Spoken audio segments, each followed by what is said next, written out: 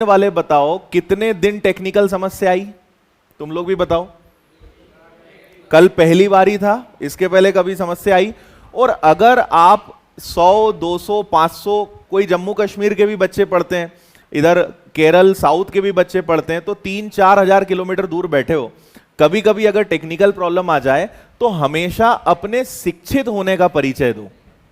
ठीक है भाई, पढ़े लिखे जो लोग होते हैं या अनपढ़ लोग कैसे होते हैं, ये क्या हो गया और हमारा तो पैसा डूब गया, हम तो लुट गए, बर्बाद हो गए, हमारी तो जमीन बिक गई और सर ने तो लूट लिया। इतनी बातें तो नहीं करी, पर इनडायरेक्टली बोलने का उद्देश्य यही था कि हम तो बर्बाद हो गए। और बर्बाद कैसे हो गए? 5 मिनट हमारी क्लास आज बंद हो गई। तो भाई इंटरनेट की कभी समस्या होती है, इतनी टेक्नोलॉजीज लगती हैं। आपको मैं बताता हूं कि एक लाइव क्लास चलाने के लिए कितने सिस्टम चलते हैं, जानना है आपको? एक अगर लाइव क्लास चलती है तो उसमें कितनी चीजें चलती हैं, ये आपको पता होना चाहिए। सबसे पहले तो कैमरा चलता है, ठीक है, ये कैमरा आता है कंप्यूटर पे। कैमरे और कंप्यूटर के बीच में एक डिवाइस लगती, गिनते जाना। पहला क्या हुआ? कैमरा। कैमरे से इतनी लंबी वायर आएगी, वो लगती है एक डिवाइस पे, तो हो गई दूसरी आपकी डिवाइस। डिवाइस से फिर स्प्लिटर लगता है, जिससे आपको ऐप पर दिखता है और स्क्रीन पर जाता है। कितनी डिवाइस हो गई? 3। चौथा होता है कंप्यूटर। ठीक है, ये नॉर्मल कंप्यूटर नहीं होता, ये कंप्यूटर होता है जिससे आपकी ऑनलाइन क्लास चलती है। ये कंप्यूटर मिनिमम 1.25 लाख का आता है, ये 15-20 हजार के कंप्यूटर से क्लास नहीं चलती। मिनिमम 1.25 लाख का ये कंप्यूटर आता है। इसके बाद जब कंप्यूटर पे जाता है तो यहां लगता है एक सॉफ्टवेयर। कौन सी चीज हो गई है? छठवीं, पांचवी, छठवीं चीज हो गई, सॉफ्टवेयर लगता है। सॉफ्टवेयर के बाद एक स्ट्रीमिंग सर्वर चलता है।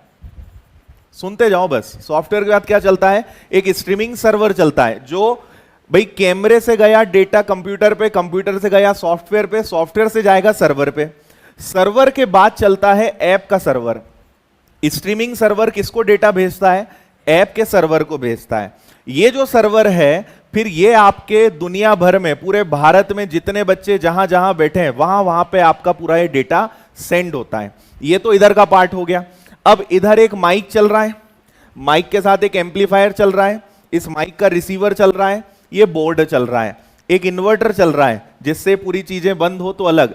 फिर कंप्यूटर से एक निकलता है ये कमेंट बॉक्स को, ठीक है, तो यहां आपके कमेंट बॉक्स चलते हैं। फिर यहां से स्पीकर से एक और लाइन जाती है जिससे आपके यहां पे ये लाइन ऑनलाइन अलग जा रही है और ये स्पीकर आपके यहां पे अलग सुनाई दे रहे हैं। कितनी चीजें हो गई? समझ में आया? इसमें से अब ये एक प्रकार का पूरा मानव शरीर है। शरीर में अगर एक तंत्र भी, एक अंग भी खराब हुआ तो असर तो सब पे पड़ेगा, है ना? तो एक बार में 15 से 20 चीजें साथ चलती हैं। ठीक है, कार में 4 टायर होते हैं, यहां 15 टायर एक साथ चलते हैं। एक की भी हवा कम हुई, ठीक है, तो वो गाड़ी को डगमगा देती है। तो मैं आपको एक्सक्यूज नहीं दे रहा हूं, मैं सिर्फ आपको यह बता रहा हूं कि अगर हम शिक्षित लोग हैं तो हम हर चीज को समझेंगे। अगर हम पढ़े लिखे लोग हैं तो हम मतलब 5 मिनट के अंदर हम अपनी वाली पे आ जाते हैं और हमने दिखा दिया कि हम क्या हैं। भाई आप एक कल को एक अच्छे अधिकारी, एक शिक्षित भारत के सभ्य नागरिक बनने जा रहे हो और आपके अंदर 2, 4, 5 मिनट का, आज पेन ड्राइव घर रह गई, आज एक तो और ऊपर से मतलब गरीबी में और गीला आटा हो गया। कल क्लास नहीं चली, आज पेन ड्राइव घर रह गई, तो मर गए 2-4। तो कल बेहोश हुए थे, आज तो मर गए कि आज तो हम पूरे ही बर्बाद हो गए। सर ने कल हमारी जमीन हड़पी थी, आज तो घर भी गिरवी रखवा दिया। तो थोड़ी सी बात समझो, किसी भी चीज का कोई कारण होता है। भाई हमारे मन में हमारी इच्छा थोड़ी कि चलो आज कुछ टेक्निकल समस्या क्रिएट की जाए, आज मजे लिए जाए इन लोगों के, ठीक है?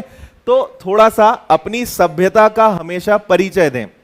कई बार होता है, हमने YouTube पे कोई वीडियो देखा, हमने Facebook के पे कोई वीडियो देखा, व्हाट्सएप और अपनी फेसबुक यूनिवर्सिटी से बहुत सारे वीडियोस आते रहते हैं।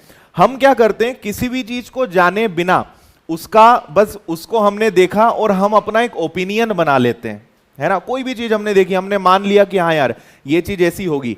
तो पढ़ा लिखा जो व्यक्ति होता है वो जैसा बहाव होता है वो वैसा बहता है।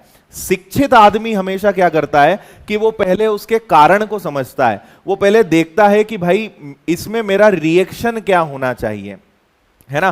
तो आप लोग भविष्य के अधिकारी हैं, बहुत ही बड़ी बड़ी जिम्मेदारियां आपके ऊपर हैं। तो हमेशा आप किसी भी परिस्थिति में हो, दो चीजें हमेशा ध्यान रखें। एक तो आपकी मुस्कुराहट चेहरे की, किसी भी परिस्थिति, आप पूरे लुट जाओ, बर्बाद हो जाओ, है ना, आप करोड़पति से रोड़पति बन जाओ, आपकी मुस्कान कभी चेहरे से नहीं जाना चाहिए। 10 परीक्षा दें, 10 की 10 ना निकले, लेकिन इंसान के चेहरे पे अगर मुस्कुराहट है तो 11वीं परीक्षा निकलना तय है। आ रही बात समझ में? इसलिए कभी अपने आप को टूटने मत दो, कभी अपने आप को बिखरने मत दो। और कभी, अब मैं अलग बात कर रहा हूं, है ना, ये बात अब खत्म हो गई, यहां पे इतने में समझ गए होंगे समझने वाले, है ना, बाकी तो फिर पता चलेगा, एक आध दिन फिर और देखेंगे इनको, है ना। माफ तो नहीं करूंगा, तुम कितना ही लिख दो।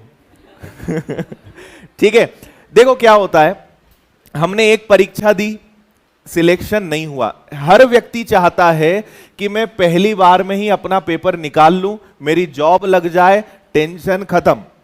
लेकिन अगर कभी पेपर नहीं निकलता है तो एक बात ध्यान रखना कि हमारे अंदर कोई ना कोई कमी होगी। ठीक है भाई, हर व्यक्ति चाहता है कि मेरे पास बहुत पैसा हो, हर व्यक्ति चाहता है मुझे बहुत अच्छी जॉब मिल जाए, हर व्यक्ति चाहता है आईएएस आईपीएस में कुछ बड़ी पोस्ट बन जाऊं। उस लेवल की आपको मेहनत करनी पड़ेगी। बिना मेहनत के और बिना परिश्रम के, कठोर परिश्रम के, आपको जीवन में कुछ नहीं मिलेगा। तो अगर कभी आप असफल होते हैं तो याद रखिए कोई ना कोई कमी हमारे अंदर होगी। हमें वापस खड़े होना है, दोबारा चैलेंज करना है और उसके बाद आपको फिर से अपने आप को प्रूव करके दिखाना है। मैं आपको एक उदाहरण देना चाहता हूं। जब मैं प्रिपरेशन करता था आज से 10 साल पहले, तब तो हम लोग तो, मेरा तो खैर अलग ही प्रिपरेशन का एक पूरा सीन है। तो हमारी एक सीनियर हुआ करती थी, एक दीदी थी, वो आज मतलब कोइंसिडेंटली इंदौर में एसबीआई का वायन रोड पर जो हेड ऑफिस है उसमें वो आज एक अच्छे पद पर हैं। आप विश्वास नहीं करेंगे, मैं किसी दिन उनको बुलाऊंगा भी यहां पर, आप विश्वास नहीं करोगे, उन्होंने अपने जीवन में 11 परीक्षाएं दी। कितनी परीक्षाएं दी? 11। 11 में से 10 परीक्षाएं उन्होंने बैंक क्लर्क की दी। ठीक है, सुनना, आप बहुत गजब की जर्नी है और इसलिए मैंने 10 के बाद 11 आज फिगर दिया था। उन्होंने अपने जीवन में कितनी परीक्षाएं दी? 11। 11 में से 10 परीक्षाएं बैंक क्लर्क की दी और एक परीक्षा बैंक ऑफिसर की दी, जिसको पीओ बोलते हैं, सुना होगा आपने, है ना। ये जो ज्योति तिवारी इनका नाम है, ये आज बैंक में बहुत अच्छे एसबीआई में अधिकारी पद पर कार्यरत है। ये एक स्कूल में, प्राइवेट स्कूल में टीचर थी। ठीक है, इनकी एज हो चुकी थी लगभग 26-27 और पीओ और क्लर्क की, पीओ की एज 28 होती है, क्लर्क की एज जो है वो 30 होती है। तो 27 की उम्र में इन्हें समझ में आया कि यार प्राइवेट जॉब में कोई भविष्य नहीं है, कुछ ना कुछ गवर्नमेंट जॉब लेने के लिए काम करना पड़ेगा। इन्हें शुरू से लगता था कि मैं कभी अधिकारी नहीं बन पाऊंगी, है ना, या वो तो अपना सपना ही नहीं है, 15-20 हजार 25 हजार की गवर्नमेंट जॉब मिल जाए, जीवन अपना धन्य है। 10 बार इन्होंने कभी पीओ का फॉर्म नहीं भरा, कभी अपने जीवन में पीओ का फॉर्म नहीं भरा, हमेशा इन्होंने फॉर्म भरा बैंक क्लर्क का। ठीक है, क्योंकि इन्हें पता था कि हम अधिकारी बनने के लिए बने ही नहीं है, हम तो एक छोटी मोटी जॉब मिल जाए, इतने में अपना काम हो जाएगा। 10 इन्होंने बैंक क्लर्क की एग्जाम दी और आपको जान के आश्चर्य होगा, एक में भी नहीं हुआ, एक भी नहीं हुआ।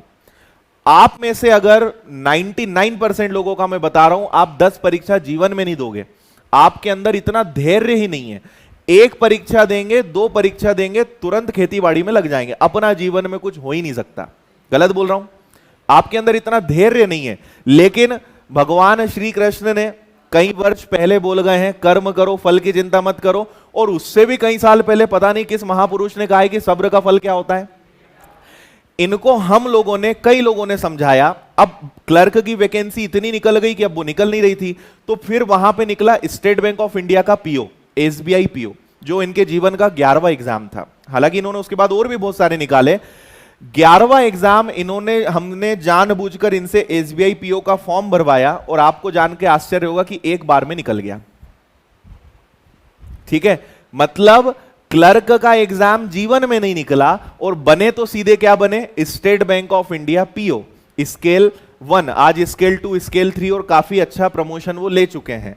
तो मैं आपको ये समझाना चाह रहा हूं कि अगर आपके अंदर गिरकर वापस खड़े होने की हिम्मत है तो आपके लिए ऊपर वाले ने कुछ बहुत अच्छा प्लान करके रखा है, ठीक है। लेकिन ऊपर वाला भी सबकी एक परीक्षा लेता है, ये ध्यान रखना। आपको बहुत इंपॉर्टेंट लेसन बता रहा हूं, क्योंकि तैयारी करने वाले लोग हजारों होते हैं लेकिन अंत तक पहुंचने वाले लोग बहुत कम होते हैं। आप देख लेना, आपका जो भी बैच बनता है, मुझे तो 10 साल से मैं तो देख रहा हूं, अगर हम कोई बैच चालू करते हैं और अगर उसमें शुरुआत में 100 बच्चे होते हैं, मैं ये देखता हूं कि 4 महीने बाद कितने दिखेंगे इनमें, ठीक है। क्योंकि 4 महीने बाद, क्योंकि तैयारी तो कई लोग करते हैं, तैयारी तो ऐसे शुरू कर देते हैं क्योंकि मेरा दोस्त कोचिंग जा रहा है, मेरा दोस्त तैयारी कर रहा है तो मैं भी करूंगा।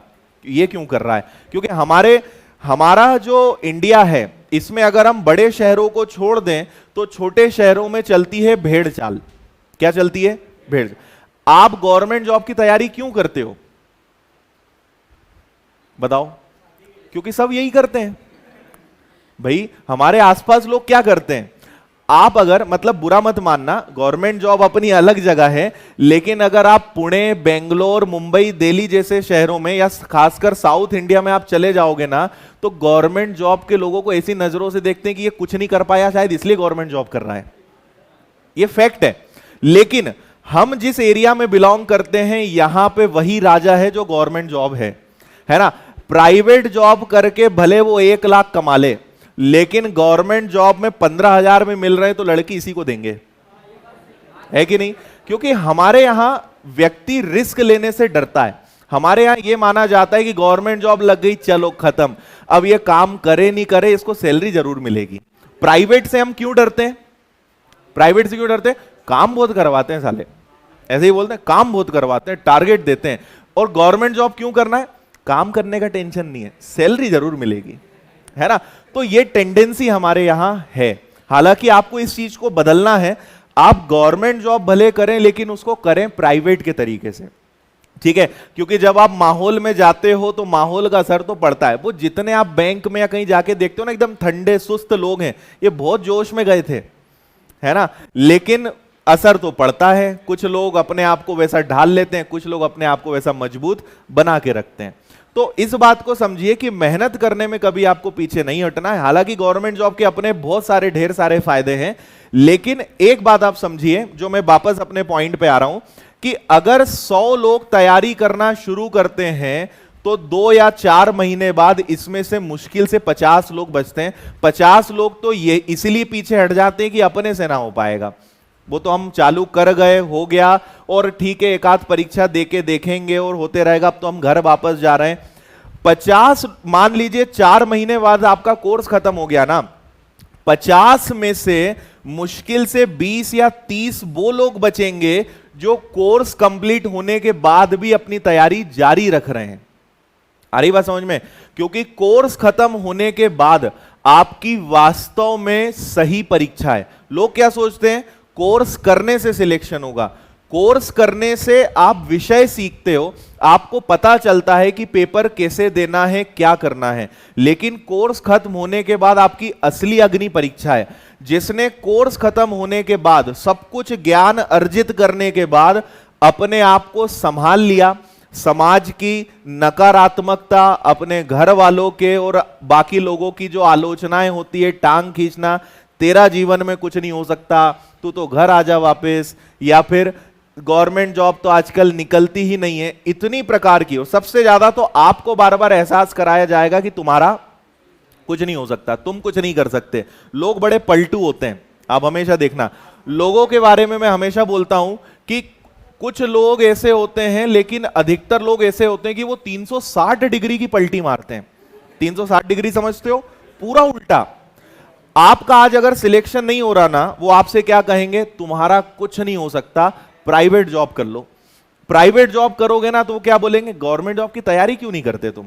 मतलब लोगों के लिए ये इंपॉर्टेंट नहीं कि तुम क्या कर रहे हो, लोगों के लिए हमेशा इंपॉर्टेंट होता है कि कुछ करो, और वो करो जो हम बोले, ठीक है। जब आप सिलेक्शन ले लोगे ना, सिलेक्शन लेके सबसे पहले बधाई वही लोग देने आएंगे जो आपको क्या बोलते थे?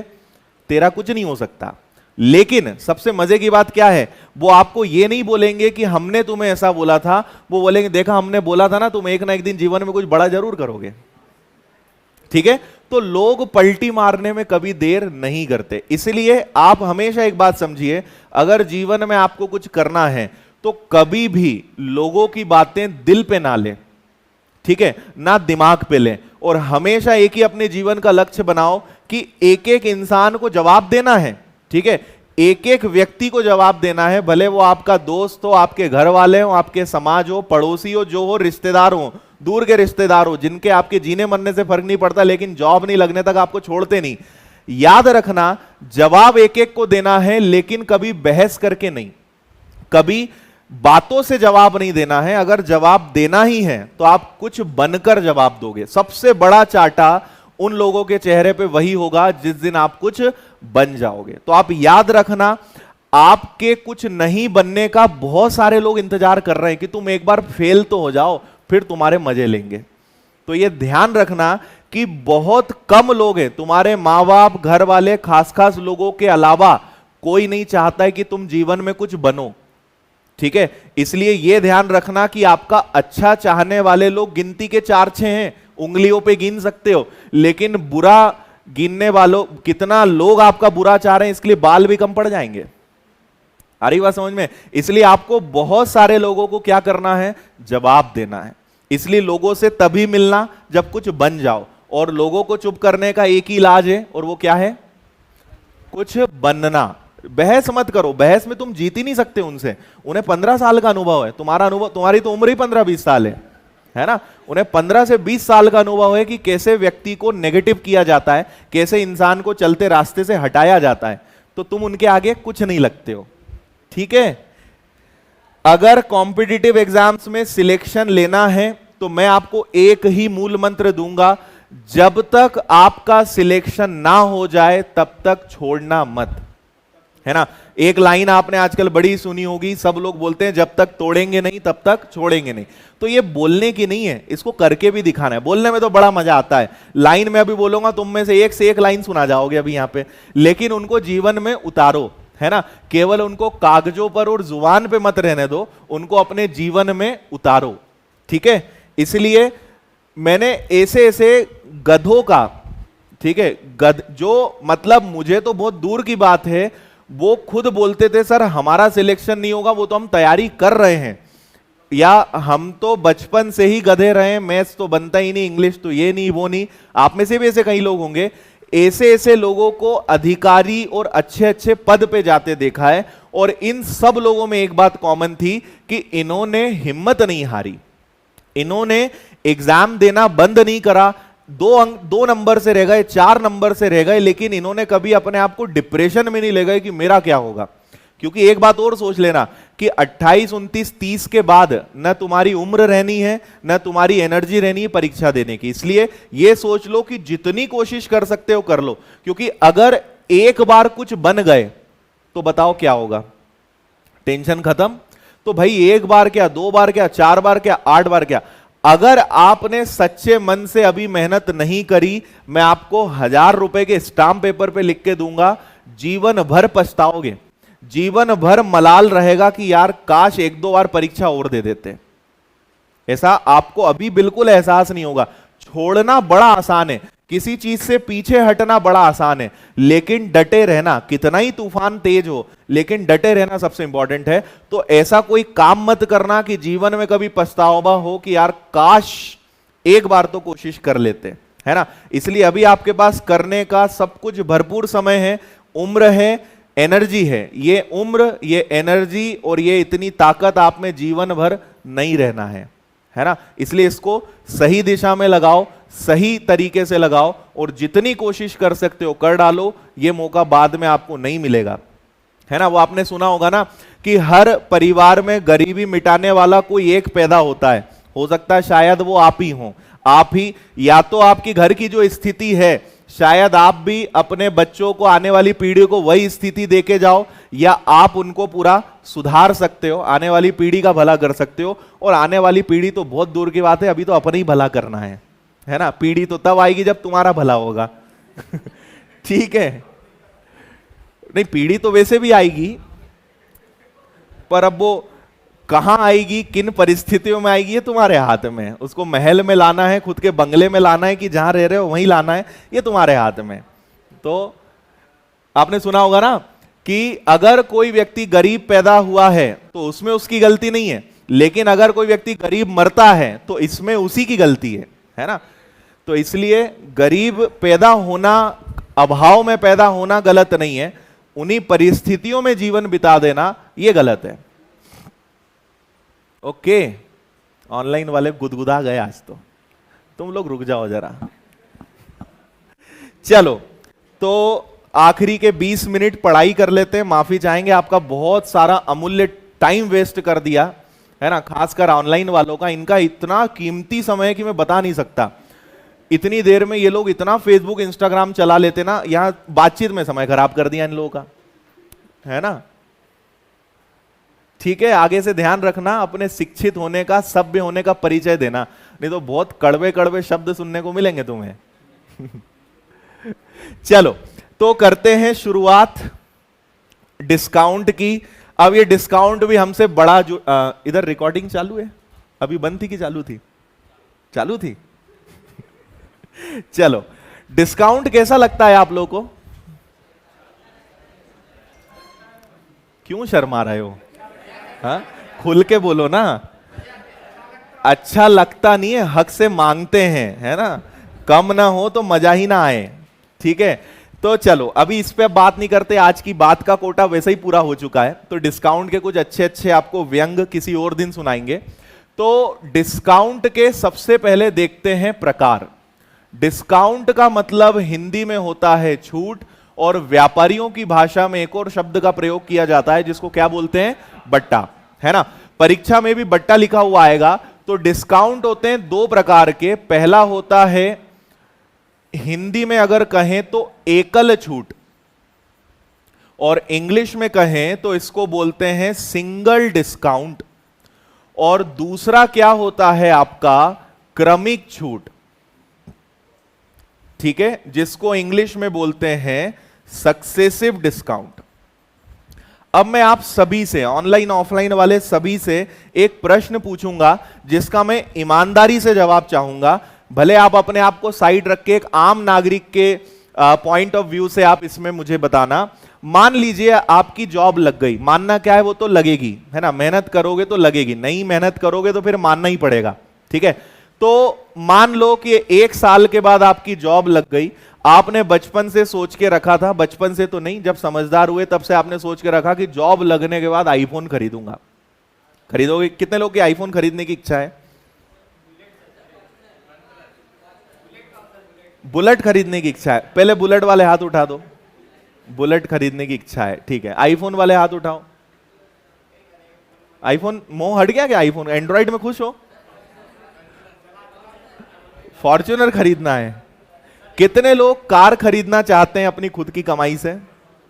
चलो, बहुत अच्छी बात है। कई लोग का अभी भी प्लान नहीं है, कब खरीदोगे तुम लोग? सपने देखो, सपने देखना चाहिए, है ना, क्योंकि जब सपने देखते हैं वही आपको मोटिवेट करता है। जब कोई अच्छी महंगी गाड़ी से निकलता है, कोई कुछ निकलता है, फिर अपना दिमाग खराब होता है कि ठीक है एक दिन हम भी ऐसे घूमेंगे। तो ये चीज आपको अंदर से ताकत देती है। ये सपने होने चाहिए। इंसान को एकदम मोह माया से दूर भी नहीं होना चाहिए, थोड़ा बहुत होना चाहिए, है ना। 2-4 चीजें तो आपका कुछ टारगेट होना चाहिए। वैसे तो आपके एक से एक प्लान होंगे। आपका बड़प्पन है कि आप कुछ बोल नहीं रहे हो, ठीक है। तो मान लीजिए आपने 1 लाख रुपए का आईफोन खरीदने का सोचा कि सर किडनी नहीं बेचेंगे हम, है ना, आईफोन खरीदेंगे हम 1 लाख का। तो आप एक दुकान पे गए, उस दुकान वाले ने कहा कि सर आपके लिए 45% डिस्काउंट। आप विनर्स के स्टूडेंट हो ना, 45% डिस्काउंट। एक दुकान पे गए, उस पे लिखा हुआ था 30% प्लस 20% का डिस्काउंट। ये पक्का सिंधी था, ठीक है। एक दुकान पे क्या लिखा था कि आईफोन पर 45% ऑफ, और एक जगह क्या लिखा था 30 प्लस 20% ऑफ। ईमानदारी से बताना किस दुकान पे जाओगे? इसको ए नाम दे देते हैं, इसको बी नाम दे देते हैं। ईमानदारी से बताना किस दुकान पे जाओगे?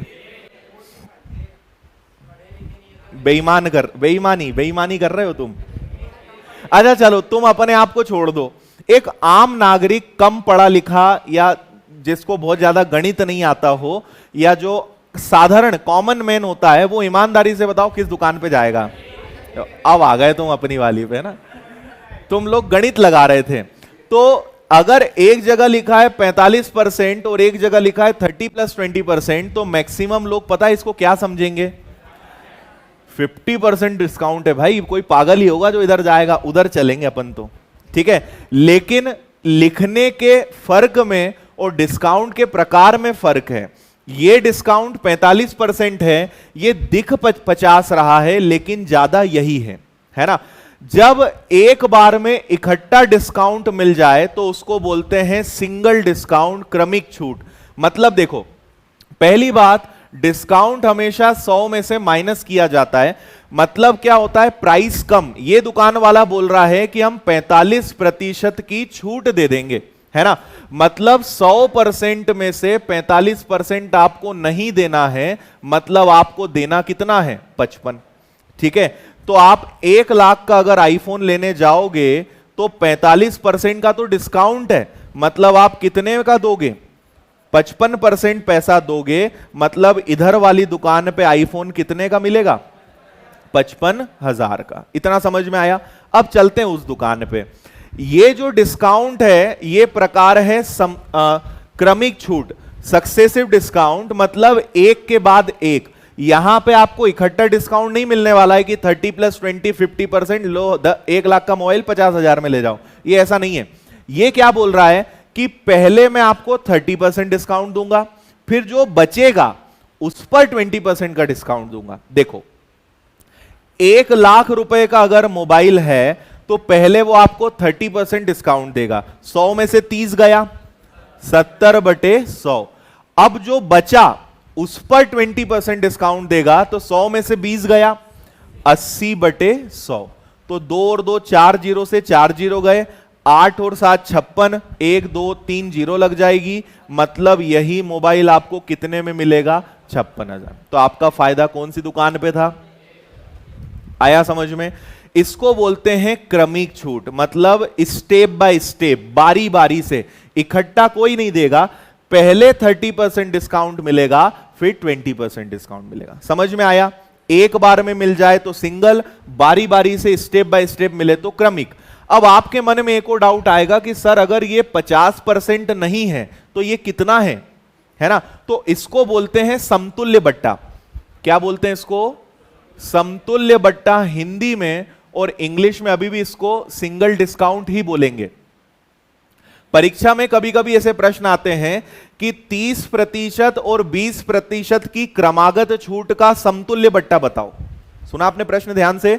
30% और 20% की क्रमागत छूट का समतुल्य बट्टा बताओ। Find single discount of successive discount of 30% and 20%। मतलब मुझे ये दोनों ना देकर इकट्ठा एक ही डिस्काउंट देना हो तो वो कितना होगा? उस केस में आप 100 मान लो। माना कोई चीज 100 की है, पहले 30% डिस्काउंट मतलब 70/100, फिर आपका 20% डिस्काउंट मतलब 80/100।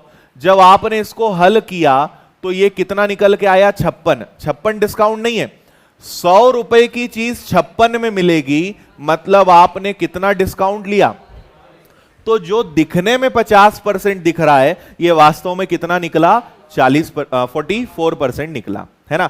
अगर आप कभी अमेजॉन, फ्लिपकार्ट पे शॉपिंग करते हो तो आपने इस प्रकार का डिस्काउंट देखा होगा। आइंदा कभी आप ऐप ओपन करते हैं तो आप ध्यान दीजिएगा। मॉल्स में कभी आप जाते हैं तो अब आप ध्यान देना, शोरूम के जो गेट होते हैं या ऑफर जहां लिखे रहते हैं, वहां पे ये आजकल काफी ट्रेंडिंग है ऐसा लिखना। क्यों? क्योंकि इसमें कस्टमर तो आसानी से बेवकूफ बन ही जाता है।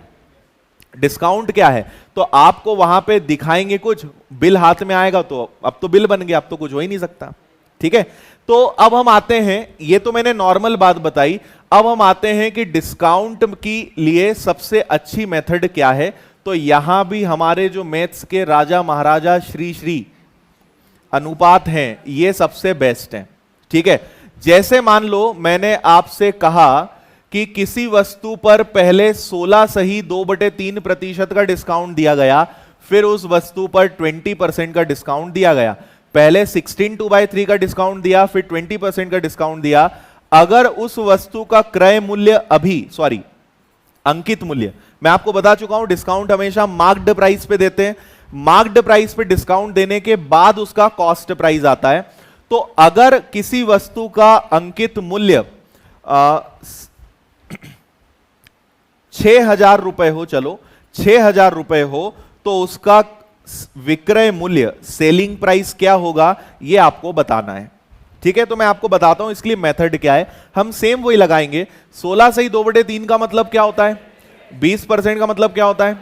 अब यहां ध्यान रखना कि ये अगर उसका प्राइस है, जैसे यहां मार्क्ड प्राइस है, तो मान लीजिए ये एमआरपी है, मार्क्ड प्राइस है, अंकित मूल्य है, तो ये उस पे दिया जाएगा डिस्काउंट। मतलब 6 पर 1 का डिस्काउंट, तो 6 पर 1 का डिस्काउंट मतलब 5 पर 1 का डिस्काउंट मतलब कितना? 5 से 5 कट गया, 2 से 3 बार, 2 से 2 बार, मतलब जो चीज 3 रुपए की है डिस्काउंट के बाद कितने की हो जाएगी? 2 की। तो हमारी वस्तु रियल में कितने की है? 6,000 की। ये अंकित मूल्य है तो अंकित मूल्य का भाग देंगे, और क्रय मूल्य बोला है तो क्रय मूल्य का गुणा करेंगे। 3 से कैंसिल होगा ये आपका 2,000 बार, 2,000 का दुगना कितना आ जाएगा? 4,000। तो ये वस्तु कितने की हो जाएगी? 4,000 आफ्टर डिस्काउंट। समझ में आया? तो ये आपके लिए बिल्कुल भी नया नहीं है, इससे आप आराम से कर सकते हैं, कोई दिक्कत। अब चलते हैं प्रश्नों की तरफ। इसका आंसर सब लोग जल्दी से दीजिए। पहले सिंगल डिस्काउंट, फिर आपके सक्सेसिव आएंगे।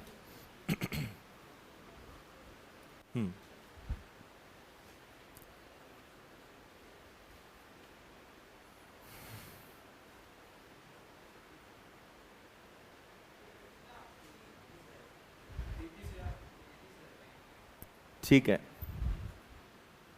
ये आसान है। इसमें आप अगर फ्रैक्शन ना भी बनाएं, भिन्न ना बनाएं, तो भी आ जाएगा। सिंगल है और ऊपर से कोई भिन्न दशमलव नहीं है।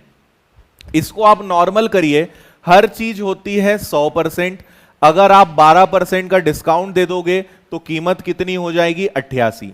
तो ये जो आपको 29040 दिख रहा है, ये 88% है।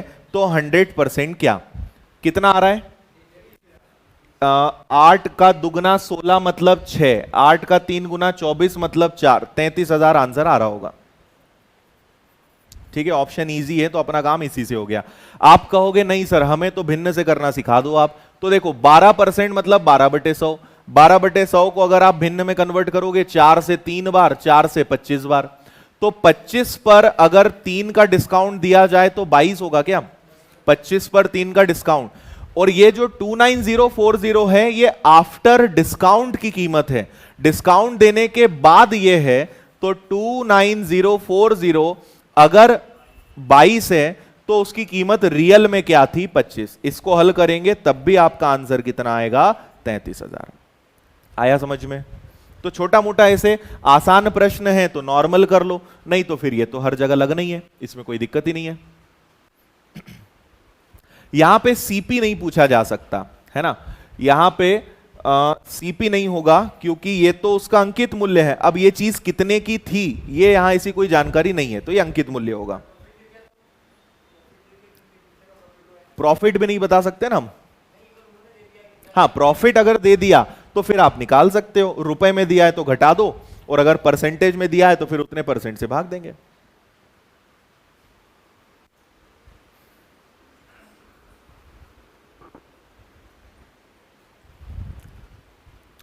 किसी वस्तु का अंकित मूल्य 11,200 है, इस पर 14/7% और 12/1/2% के 2 डिस्काउंट दिए गए, विक्रय मूल्य ज्ञात कीजिए।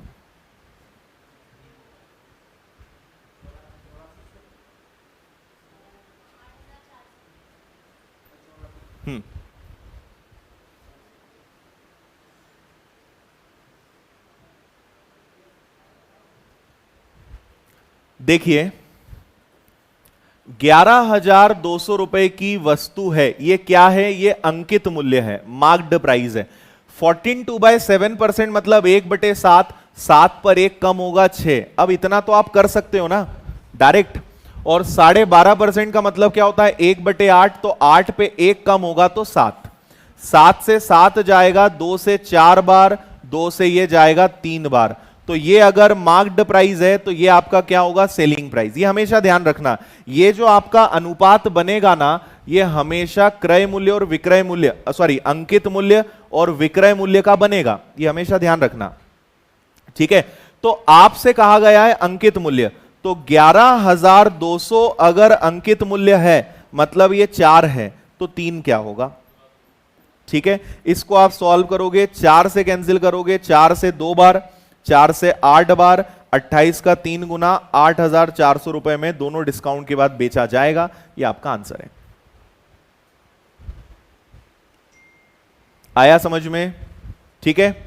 नेक्स्ट करते जाओ जल्दी जल्दी, बस ये ध्यान देना क्या दिया है क्या पूछा है।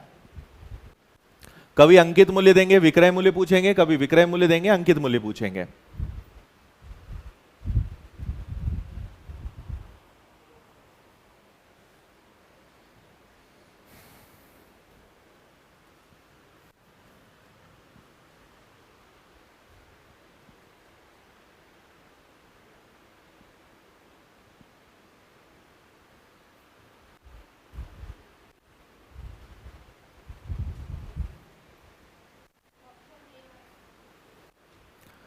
किसी वस्तु पर 33 1/3% और 66 2/3% की छूट दी गई, अगर उसका विक्रय मूल्य 25,400 हो तो अंकित मूल्य। 33 1/3 मतलब 1/3, 3 पर 1 का डिस्काउंट मतलब 2, 66 2/3 का मतलब 2/3 होता है, तो यहां 3 पर 2 का डिस्काउंट देंगे मतलब 1, तो ये आपका क्या बनेगा 9 और ये आपका क्या बन जाएगा 2, है ना। तो अगर अब ये क्या है, अंकित मूल्य है और ये क्या है आपका विक्रय मूल्य है। इस बार प्रश्न में मार्क्ड प्राइस दिया है कि सेलिंग प्राइस दिया है, ये क्या है, सेलिंग प्राइस है। 25,400 विक्रय मूल्य है, तो 25,000 अगर 400 है तो भाग भी किसका दोगे आप इसमें, विक्रय मूल्य का, मतलब 2 का, गुणा करोगे 9 का, 2 से कैंसिल करोगे, 1 2 7 0 0, यही आ रहा है क्या, और इसके आगे 2 0 9 और 7 3 6, फिर 18 6 24 का 4 2 11 43, ऐसे ही कुछ है क्या, 1 14 300, ए आंसर आएगा। आया होगा सभी को समझ में।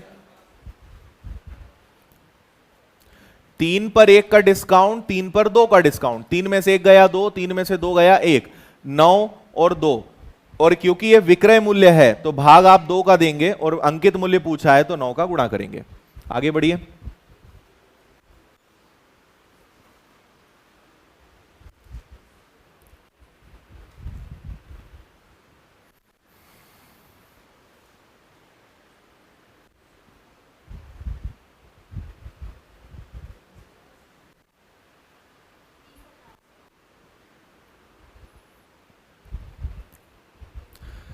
देखो 30% मतलब 30/100, 3/10, और 10% मतलब 1/10, तो 2 डिस्काउंट दिया, 10 पे 3 का डिस्काउंट मतलब 7, 10 पर 1 का डिस्काउंट मतलब 9, तो इनका अगर आपने गुणा किया तो ये बन गया 100, ये आपका बन गया 63, यही है। और डिस्काउंट के बाद की कीमत मतलब ये जो 18,900 है ये क्या है, सेलिंग प्राइस है, तो 63 का भाग और 100 का गुणा, है ना। ये ध्यान से देखोगे तो जस्ट 3 गुना है, मतलब आंसर कितना आएगा 30,000, सी। ओके है, टाइम हो गया है क्या, 1 सेकेंड, चलो इसको आप कर लेना, ये आसान है, नहीं बनेगा तो मुझे कल बताना, है ना। ये वाला एक थोड़ा सा करते हैं, आखिरी क्वेश्चन।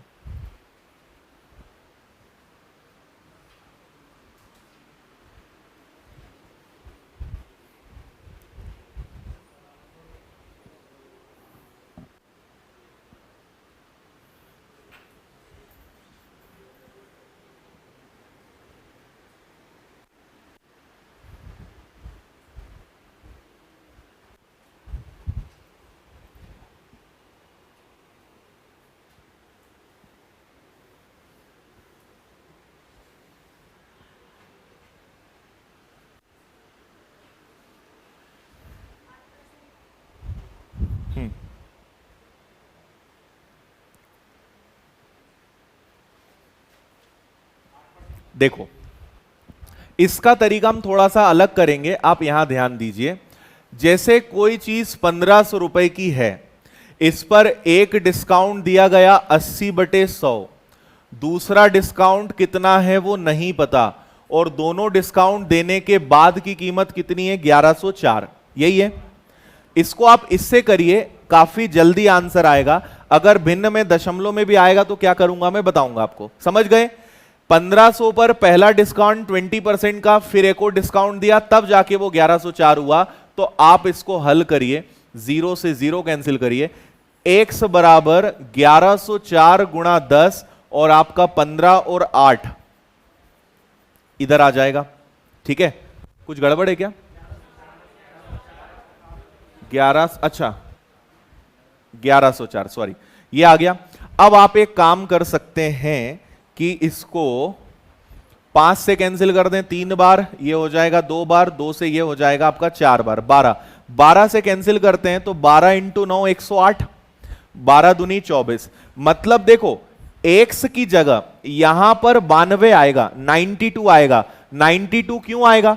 आप हमेशा 100 से घटा के चलते हो ना भाई, 20% डिस्काउंट था तो 100 में से 20 गया तब 80 लिखा, तो 92 आने का मतलब है कि 100 में से 92 घटाओ, मतलब कितना डिस्काउंट दिया होगा दूसरा वाला 8%। अगर दूसरा वाला डिस्काउंट 8% होगा तभी तो आप यहां पे 92 रखोगे। तो ये जो आएगा इसको हमेशा 100 में से और इसमें देखेंगे कितने का अंतर है, वो आपका सेकंड वाला डिस्काउंट होगा। ठीक है, तो इसी प्रकार का एक ये वाला सवाल और एक ये वाला। तो आज के आपके 3 प्रश्न होमवर्क में रहेंगे, ये तो आराम से बन जाएगा, और ये 2 एकदम सेम पैटर्न के क्वेश्चंस हैं, आज की पीडीएफ में आपको ये मिल जाएंगे। ठीक है, तो फिलहाल यहीं समाप्त करेंगे, कल अपनी मुलाकात होगी, कल आगे बढ़ेंगे। अभी डिस्काउंट खत्म नहीं हुआ है, डिस्काउंट के अभी बहुत अच्छे अच्छे प्रकार बचे हैं। आप अभी आज तो बस आपको बेसिक सिखाया है, कल थोड़े से हाई लेवल के अच्छे अच्छे नए नए सवाल करेंगे। ठीक है, चलिए धन्यवाद, बोलिए भारत माता की, थैंक यू।